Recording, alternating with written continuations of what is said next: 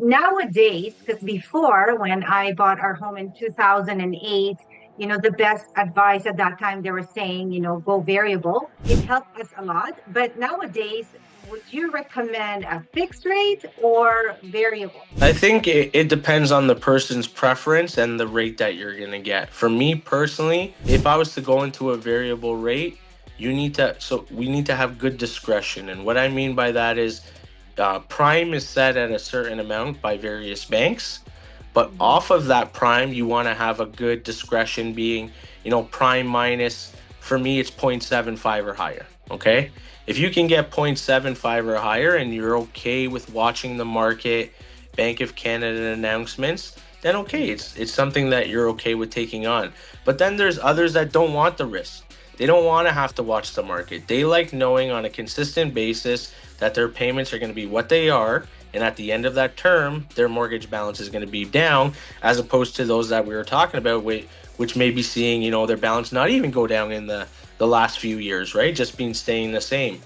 So I think it comes down to a preference of what the person really wants to go into, how familiar they are with the market.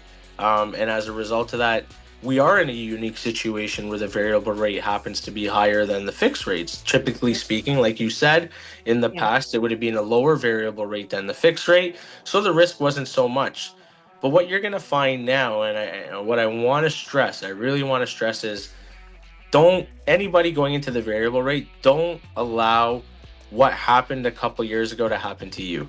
If you notice that the rates are going up and you are uncertain, lock in. Don't allow Mhm. it to keep going up, and now you're missing the boat on getting a good rate.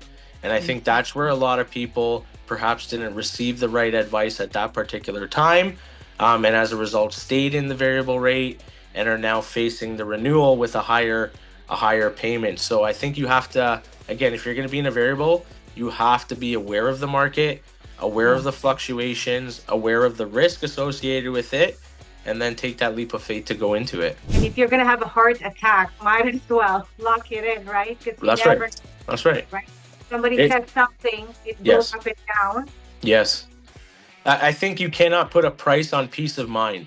And in this environment, with the word uncertainty floating around so much, knowing what your payments are going to be, knowing that at the end of your term, your mortgage balance would go down, I Mm. don't think there's anything more comforting than that, considering what we did see, over the last couple of years and people talking about trigger rates.